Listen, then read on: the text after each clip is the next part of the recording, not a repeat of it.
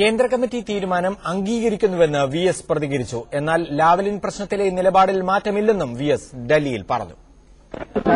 Party central committee തീരുമാനം അംഗീകരിക്കുന്നു. ജനങ്ങളോട് ഒന്നുമില്ല.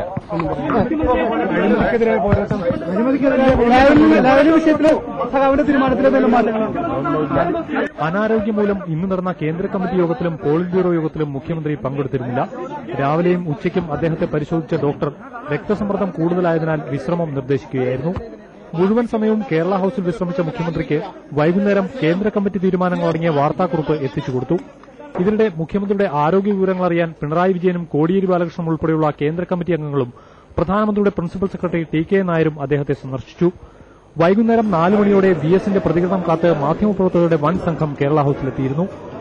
4:45 പുറത്തിറങ്ങിയ മുഖ്യമന്ത്രി CC തീരുമാനം അംഗീകരിക്കുന്നുവെന്ന് പ്രഖ്യാപിച്ച് കാറിൽ കയറി. VSന് മുമ്പ് തന്നെ വിമാനത്താവളത്തിലേക്ക് പുറപ്പെട്ട പിണറായി വിജയൻ തീരുമാനങ്ങളെക്കുറിച്ച് പ്രതികരിച്ചില്ല. മനോരമ ന്യൂസ്, ഡൽഹി.